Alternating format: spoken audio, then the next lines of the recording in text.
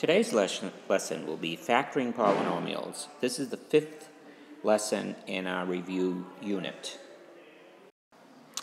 The essential question for this unit, or this section, is what are the different ways to factor a polynomial? In any factoring problem, the first step is to look for the greatest common factor. The GCF is the abbreviation for greatest common factor, and it is an expression of the highest degree that divides each term of the polynomial, basically the distributive property in the reverse direction. So let's look at an example. Let's assume we were given 18x cubed plus 27x squared, and we were asked to factor it. The first thing we would notice is that 9 is the greatest integer that divides both 18 and 27. Next, we would notice that x squared is the greatest expression that divides both x cubed and x squared. As a result, we can see that the common factor here is going to be 9x squared. So if I take 9x squared out, the result will simply be 9x squared times, parentheses, 2x plus 3, parentheses. So basically, as I said earlier, it's the distributive property in reverse.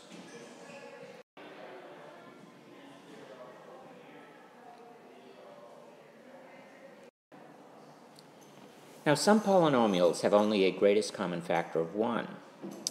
However, if we've got a suitable grouping of the terms, it may still be possible to factor, and this process is called factor by grouping. A perfect example of when you might end up doing factor by grouping is whenever your expression has 4 terms. So let's say we were asked to factor x cubed plus 4x squared plus 3x plus 12. Notice we have 4 terms in this expression.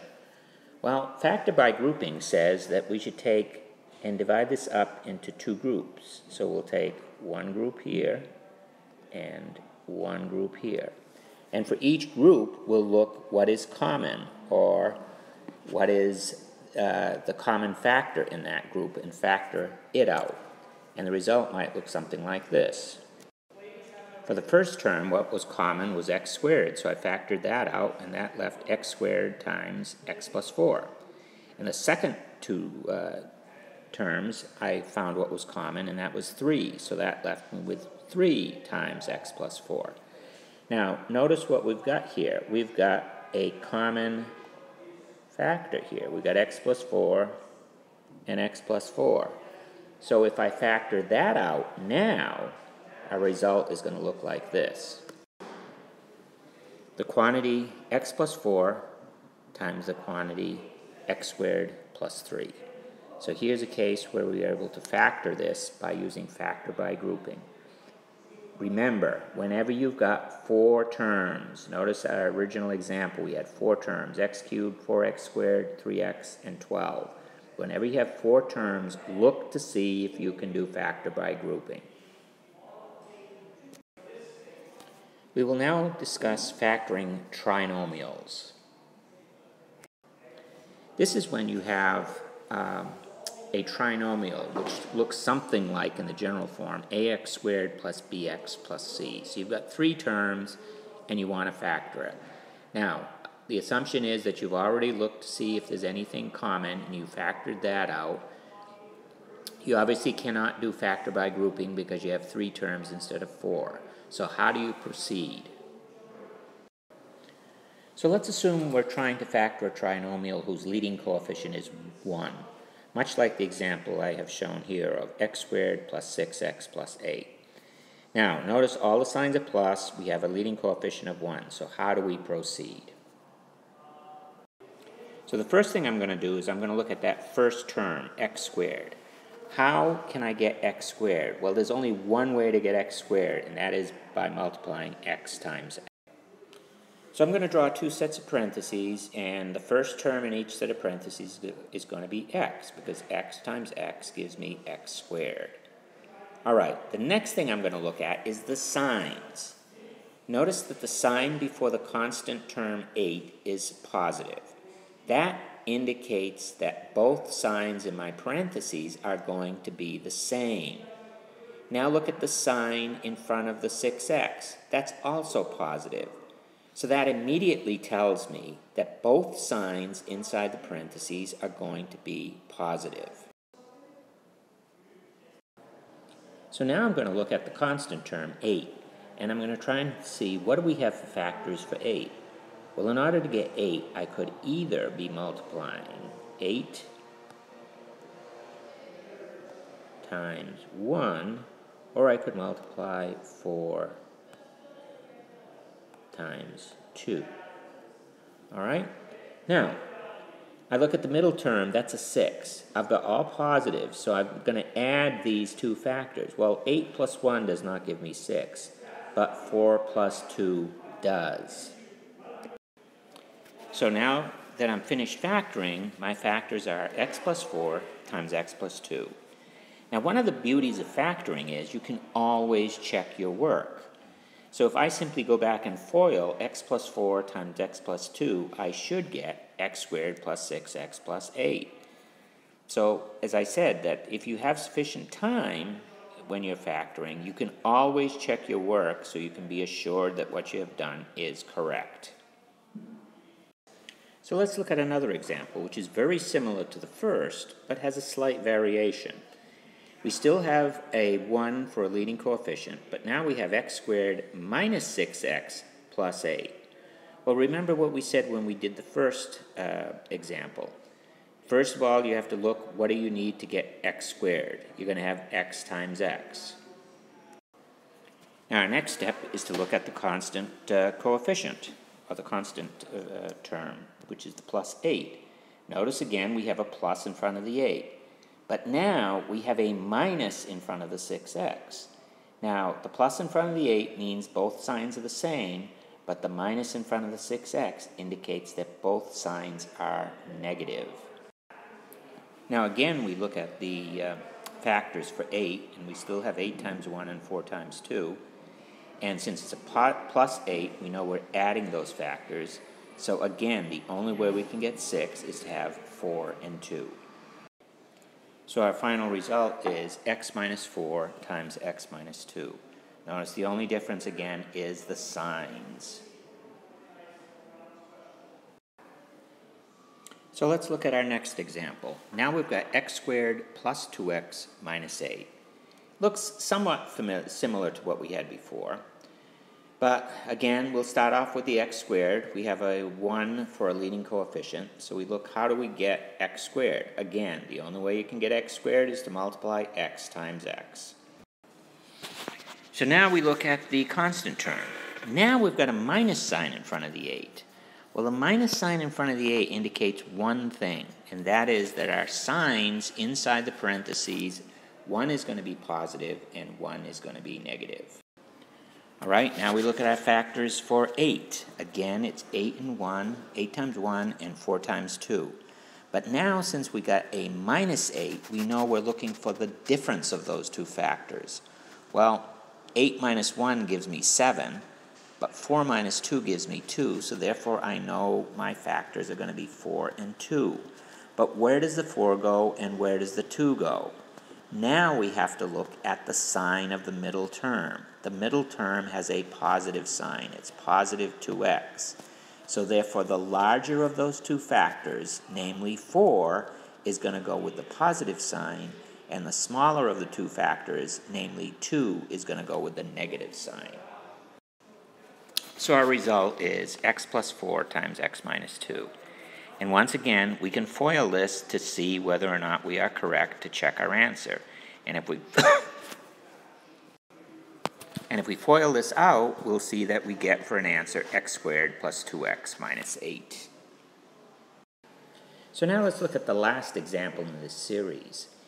Let's say now we've got x squared minus 2x minus 8. Again, very similar to the previous example, but notice the difference in the signs. Now that middle term has a negative sign.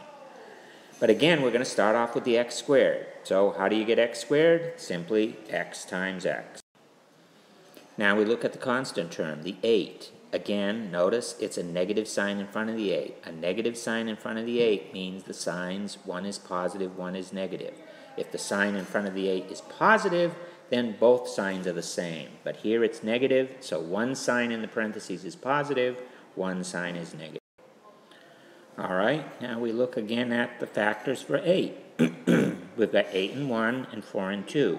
But again, notice we've got a negative sign in front of the 8. That means we're looking for a difference of those factors.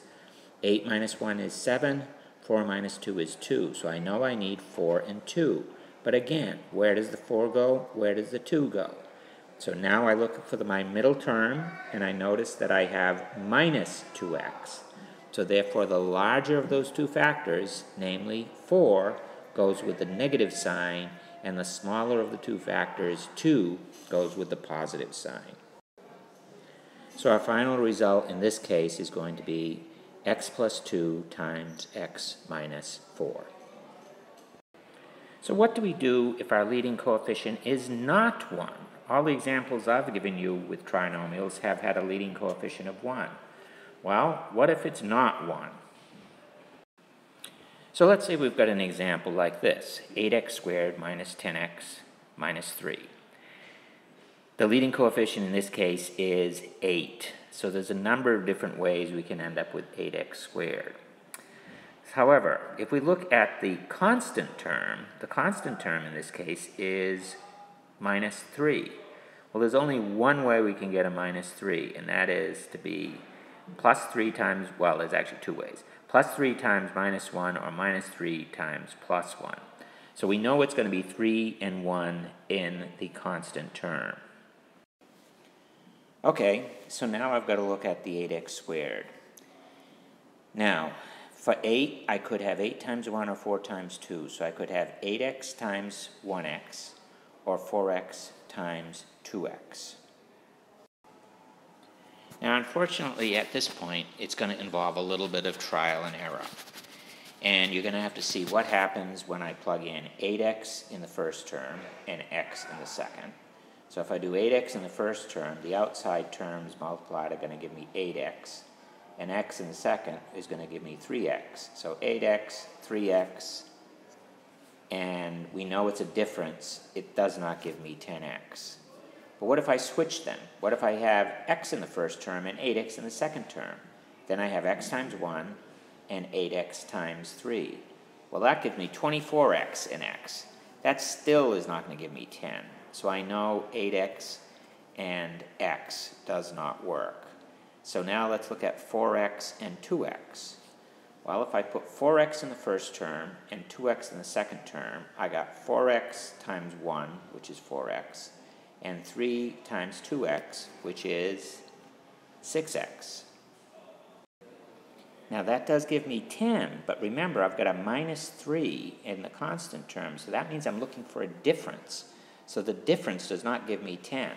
So therefore now I'm going to switch them and put 2x in the first slot and 4x in the second.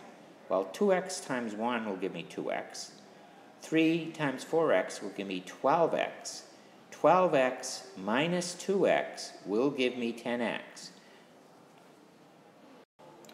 So now I've got the terms in the right locations. I just have to figure out what the signs have to be.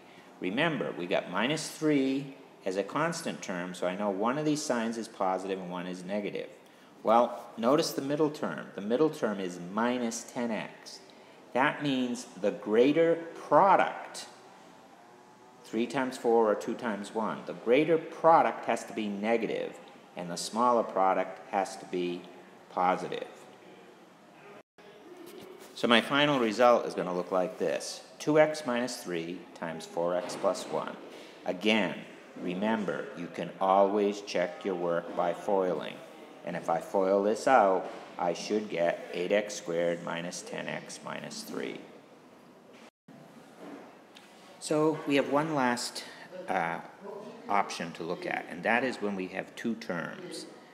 And here we want to discover whether or not we have a situation called factoring the difference of two squares.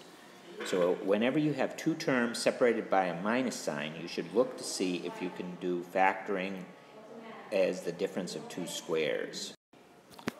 So let's assume we've got this example, x squared minus 81. Okay, the first thing we're going to look for, is there anything common in the two terms? And there isn't. The next thing we notice is we have two terms separated by a minus sign.